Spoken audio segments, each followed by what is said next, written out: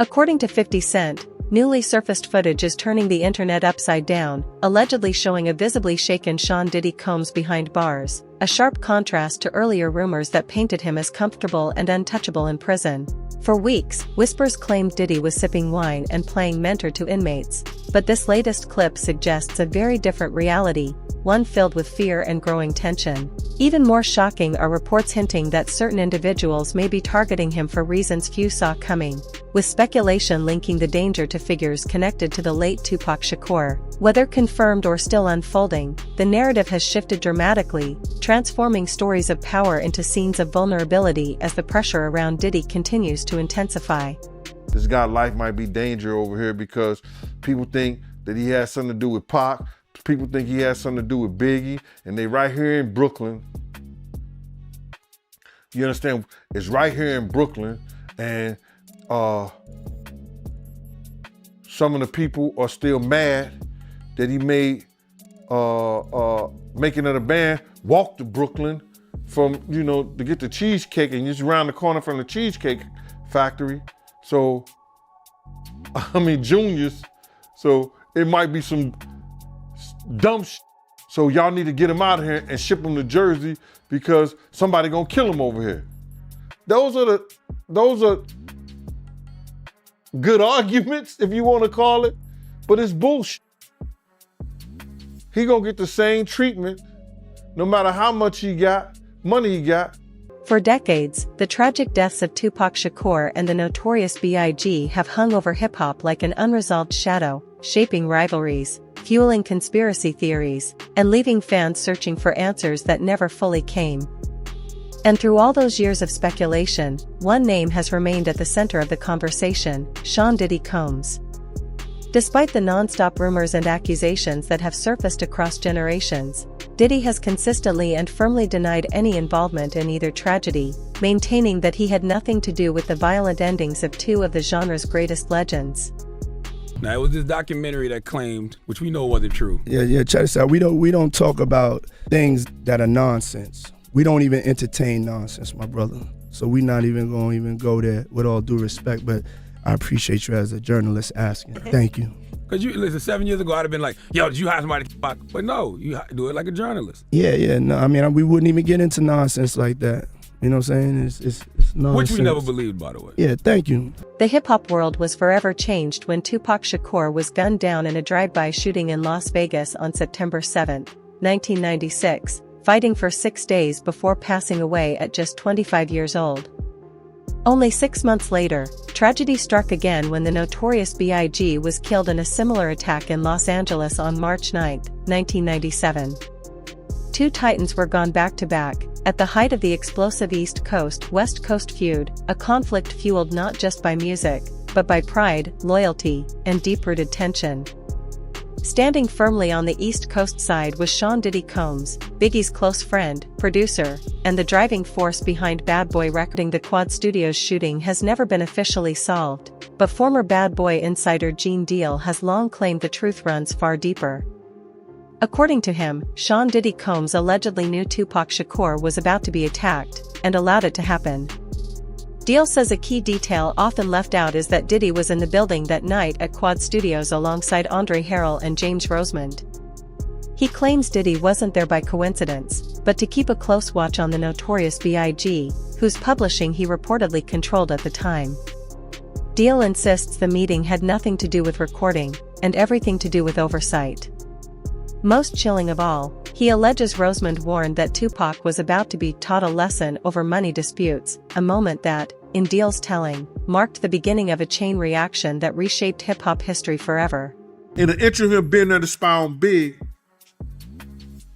Jimmy Henchman told him that they finna teach Pac a lesson. Because Pac had owed him some money. So that's why he was up in the studio and was coming to the studio. Pac owed him some money. He was going to work it off and get some money from doing a song with Lil Sean. And that's what that was about. But Pac was talking greasy to Jimmy Henchman, and Jimmy Henchman wasn't the type of dude that you talk greasy to, allegedly. Unless you're 50 Cent. So Diddy knew what was going to happen to Pac? He knew Pac was about to deal well, yeah. He was there to see it. He was there to see it. He wasn't only there to see Big them when Jimmy Hitchman told him that. He was there to see what's going to happen to Pac. He was there for that. Because had he not been there for that, he would have went up there in the office. He would have went to the studio or the studio session with Big them. He would have went to that studio session with Big them. He knew what room Big them was in. He didn't do that. He was there to see what was going to happen to Pac after Jimmy told him. And that's factual. Yeah, Kirk Burroughs, he also said that, he feels like, Diddy was behind Pac murder. Yeah. If Diddy played a part in that stuff, like he said, Kirk know where the money came from. I'm going to say this. They tried to, if you talk about the Vegas trip and the whole 9 yards, Kirk said that he paid for people to drive out to Vegas. You know what I'm saying? He said he paid for people to drive out of Vegas. I was heavily with Bad Boy at that time. I don't remember that part of it. You understand? I don't remember that part of it. But if Kirk knew and he was paying for people to drive out to Vegas in the whole 9 yards, it's hard to hide $1 million, brother. You ain't going to cash that in the check cashing place. You signing that over to somebody. I said 1,000 times, and I'll say it 1,000 times again. Eric Von Zip showed me and my man Boondang, AKA my man Slick, a check for $1 million. We don't know, and everybody trying to say, lying, talking about half of it got paid, 500. I don't know. I know when I asked him about, we asked him, do we ask? No, we didn't ask him. I know when he showed us a check and he walked away after he showed us the check for the $1 million. Many of the figures once rumored to be connected to that era are no longer here, but, as some observers point out, money leaves a trail. Former insider Gene Deal has argued that if the full truth ever surfaces, it may be found not in street rumors, but in financial records, contracts, and transactions that don't simply disappear with time. Nearly 2 years after the Quad Studios incident, Tupac Shakur was killed in the 1996 Las Vegas shooting, a case that remained officially unsolved for decades, fueling endless speculation across hip-hop culture. Then, in September 2023, authorities arrested Dwayne Keefe D. Davis and charged him in connection with the murder. Subsequent court filings referenced prior interviews, including a 2009 police conversation in which Davis allegedly described his role and made claims involving Sean Diddy Combs. Davis has previously alleged that Diddy offered financial incentives tied to the conflict, claims Diddy has consistently denied. Claim was an informant in 1997 who told investigators that Puffy had hired the Southside Crips to kill both Suge and Tupac, and that the Crip who was jumped at the MGM was in the group that had done the hit, and that they originally were going to do it at Suge's Vegas nightclub, but then decided to do it right away instead of waiting. This was exactly the same story that Keefe D told us a decade later. Very few people know that immediately after Tupac is shot and that white Cadillac is fleeing, one of the death row entourage, a guy named Alton McDonald, known as Buntry, chases after the Cadillac, and a second shooting takes place between the two vehicles. Alton McDonald's car is struck. In fact, within the Las Vegas murder files, there's a document that indicates that Alton McDonald's car had been struck by a bullet that night. Yeah, and he even said that, like, in retrospect, that was probably the best thing that could have ever happened to Puffy. By Zip stealing the money, now Puffy isn't connected to that shit. Or else it would have been like a hire or something, you know what I'm saying? The FBI said it was just Zip. So the FBI told you the said he same was thing? a dirty motherfucker. So the FBI told you that Zip kept that money as well. They said Zip's a dirty motherfucker. Everybody cross you. You're the last one to know every fucking thing. Even lawyers, your friends, everybody. In the interview that Puffy did with Fat Joe where he was talking about Biggie in his last moments in LA, and he told Fat Joe that he didn't want to go to LA, he actually wanted to go to London. But Biggie, he was the one that wanted to go to LA, and he was the one that was pushing to go to LA. That's not true. My name is Kirk Burrows. I ran Bad Boy Entertainment. I helped co-found it. I created the company with him. I raised from general manager to president. And at that time, I put all of those business plans together. And Biggie didn't want to go to LA, ended up going. What got him out there was a week ahead of time to ease him into the whole award show. He may not have wanted to go to London, but was talked into it.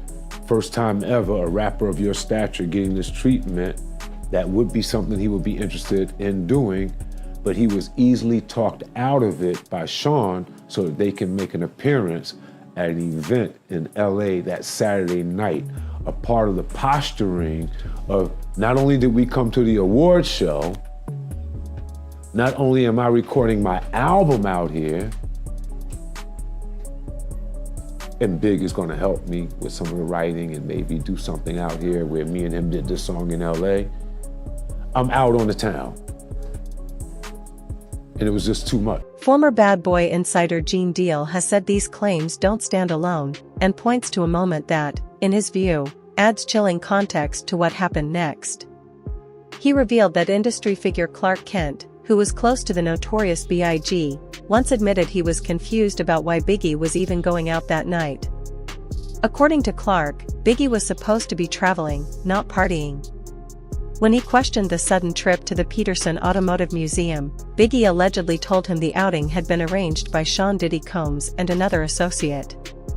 Deal says he only learned about this years later when Clark spoke about it publicly, a revelation that, for many, cast the final hours of Biggie's life in a far more unsettling light. They wasn't going out to no party, no clubs, and no hip-hop scene. They wasn't doing none of that, brother. But that one particular night they go out, and it was because of Puff and D-Rock. Clark Kent said that shit himself. I've been saying it for years, but everybody was saying, I'm capping. No. What do you call Clark Kent? Is he capping? He's a vice president of a record company. You understand what I'm saying? He was DJing for Big. Is he capping? All these people should smack themselves, brother. Because what happened is, when people hear the truth, they can't believe it. Why? They can't understand it. But it happened. We couldn't have done nothing because it was no we. It was no we out there. Big had a security, Paul Alford, Reggie Bullock. Puff had me and Kenny. We was down 6 to 8 other men. And there's 23 people in the entourage. And none of them got no guns. You don't go Cali empty-handed.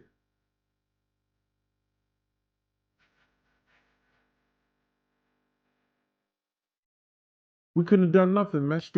People still want to know shit about it. They should have had better security. I asked them before we gonna go out, let's hire some more security. They refused to hire more security. They refused to hire more security. Kirk Burrows said the same thing. They ain't have it in the budget. Not without Big, they don't have no budget.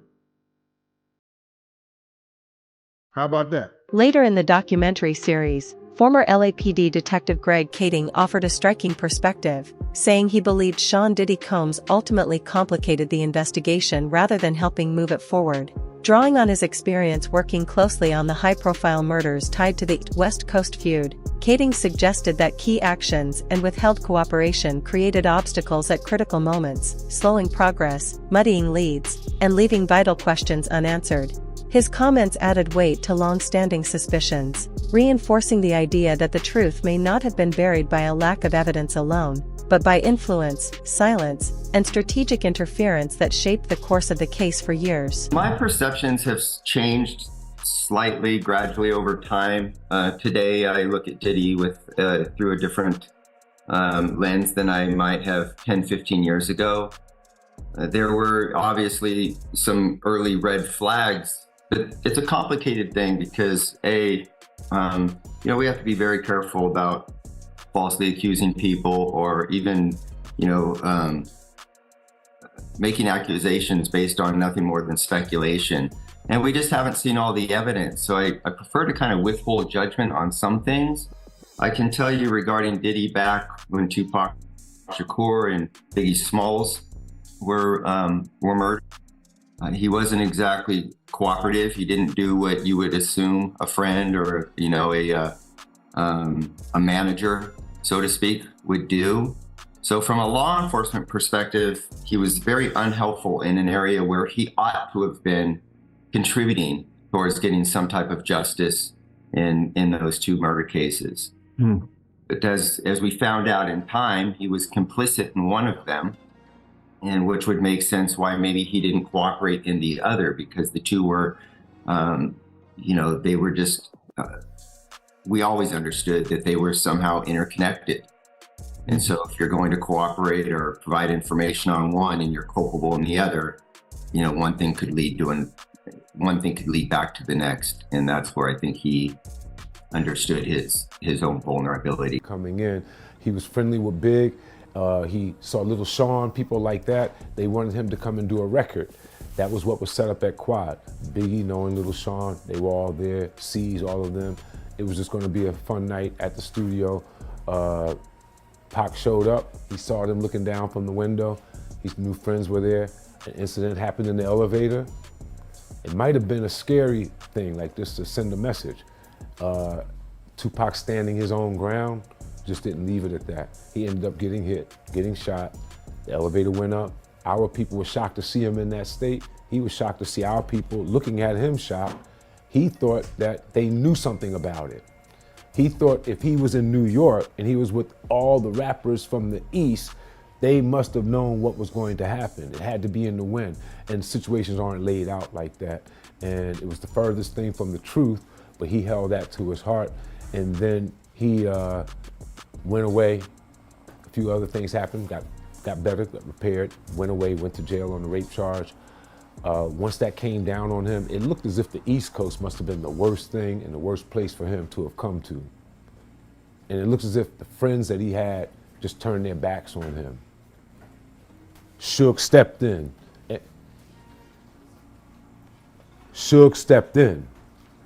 And when Suge stepped in, he signed him. He signed him to a napkin at Clinton. And that letter that he sent through Wendy Day, she was definitely a person that was connected and a mediator between most everyone in the hip hop game and had been for a minute, legendary person. She delivered the letter to my office. It started with West Side Up. So it gave an indication of rumblings that we heard in the street with him being shined by Suge was definitely true. He's going to go west when he comes back, and he has an issue with us. Former Bad Boy co-founder Kirk Burroughs has shared that Tupac Shakur once sent him a chilling message, one that made it clear the conflict had moved far beyond rap records and industry tension. According to Burroughs, Tupac believed what happened at Quad Studios was a turning point, and that from that moment forward, it was open war with Sean Diddy Combs and the Notorious B.I.G. There was no hesitation in Tupac's words, no hint of misunderstanding, only certainty. In his mind, the betrayal had reshaped everything, transforming a music rivalry into something far darker, personal, and irreversible. A woman by the name of Wendy Day, very important woman in the hip-hop world. I think she helped Baby and those guys with Cash Money label, setting that up. She's very influential and instrumental in a lot of success. When I started in the music business, I reached out to her. She had a company called Rap Coalition. She went back and helped rappers from a previous generation get their money straight, their royalties. With that being said, I was like, she's someone I want to know. In knowing her, I had the good fortune of when she was dealing with Tupac during his crises on the East Coast, she went to visit him at Clinton. He wrote a letter, drafted it, so that she can bring it to me at the office so that I could know and be able to relate to Sean where we were with him. And the letter, if I remember, it said, West Side Up. And what we had heard was rumblings that Suge came and signed him on a napkin to a contract, and he was going to go west, and all the stuff that happened to him on the East, it made it look like people on the East, King or the biggest rappers on the East, or people that he knew, should have warned him or protected him against what had happened. And it just is not geographically laid out like that. And a lot of people caught some blame for things that they had nothing to do with. And he took offense, went west, and that started him as a mouthpiece against the East, all right, going at Biggie. And I think it's more than, that's one level of the beef. Then I think there's another level of things that were going on in the streets where things happened in the dividing line between East and West that caused a big rift that led to mouthpieces going at each other. From the perspective of Kirk Burroughs, that moment marked the real point of no return, the instant when a heated rivalry crossed into something far more dangerous, long before the violence that would later stun the world. To him, the Quad Studios incident ignited a chain reaction that was already spiraling beyond control. Others have gone even further. Former associate Chopper has openly claimed he believes Sean Diddy Combs was deeply connected to the death of Tupac Shakur, pointing to the intense hatred and escalating tension between them at the time. Together, these accounts paint a picture of a feud that wasn't born in music, but in betrayal, anger, and a conflict that many believe was always headed toward tragedy. The comment you made about how when you would bring up Pac name around Diddy, he'll get mad. Yes. He hated every bit of it. I remember one time, he was like, who did you grow up listening to? I'm like, Tupac. I ain't mentioned Biggie. That nigga ain't even talked to me for like 4 fucking days after that. Everything with Pac, like, you couldn't say Pac was anything better than Biggie. You can't put them in the same realm or nothing. It was all about Biggie. Nigga, I ain't know no fucking, it was all a dream whole song. I knew a couple words, the first verse maybe, but he made us recite the whole fucking thing. I guess, I don't know. He made us recite that whole fucking thing. And I don't think that Biggie would have gave a f if a nigga would have killed about reciting his whole shit. You dig? Like, cause I grew up listening to Biggie too, and I just felt Keith D's situation. I think the real reason why they ain't gonna let Puffy out is because they trying to connect that Keith D situation with Puffy. That's what I really think it is. Cause if it came down to some freaking foolishness and all that, there are a buku chumped up charges they couldn't prove. I don't think they got no evidence. I think they trying to keep him in there to lock in that Keith D. You heard me? That Keith D situation with Puff. I think that's the only reason why he's still in jail right now. They know Puff is not a dangerous person on the outside. They know if they let him out right now, he's gonna be on house arrest. He's gonna be a good boy. He f around and do all church little videos and whatever. They know that already. That's not what they aiming for. They don't care about none of that. What they care about is they trying to connect Keith D with Biggie. I mean, with Tupac and Diddy. I'm telling you, that's what I feel. I never thought I would have said that, but I'm an intelligent man, bruh. And ain't no other way they gonna keep you in there of, Diddy did this to me. Oh, Diddy did that to me. I'm suing him. Oh, we got enough evidence to. No, you don't. That's accusations. That's not factual, brother. You dig? So I feel like the actual factual thing that they really trying to aim for is the Keith D. That's the only thing that they can really lock him in with. All the rest of that shit gonna get chumped down when it come down to it. Diddy gonna plea, and that shit gonna be over with. what they going, that rabbit in the hole is gonna be that Kid for D situation. I'm telling, mark my words. Watch. That's why they ain't gonna let him out. They would have let Kid for D out on that bail. Vegas got a little thing. They'll let you out on bail, but they got little restrictions of how you can get out. You dig? So they gonna make sure your ass can't get out of jail. Trust me. So that's the only way I see that.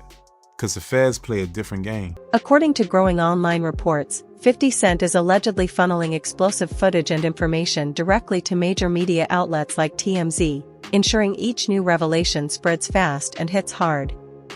And if longtime insider Gene Deal is to be believed, this public exposure won't go unanswered. He's warned that Sean Diddy Combs is not the type to stay silent under pressure, suggesting retaliation is almost inevitable.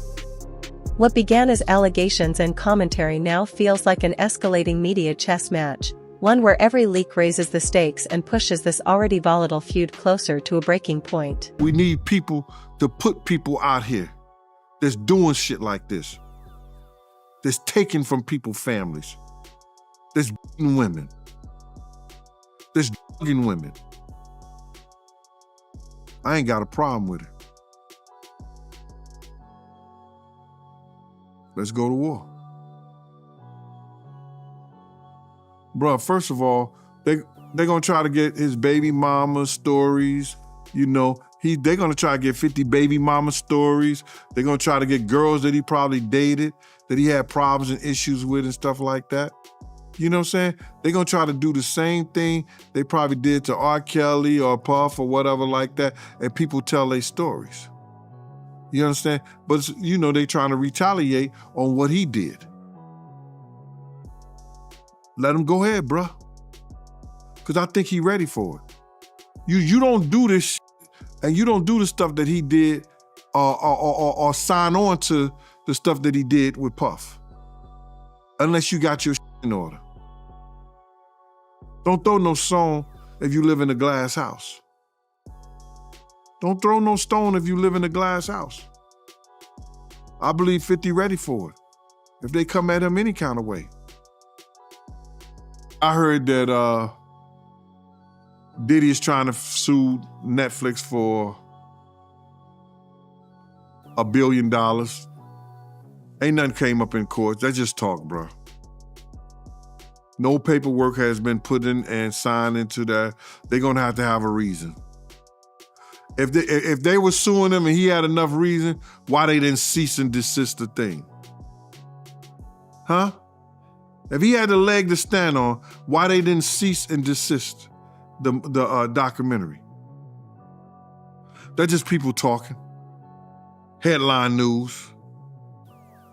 Because had it been filed in court and they had a leg to stand on, they'd have been bringing that stuff down. Oh, we can't show it no more.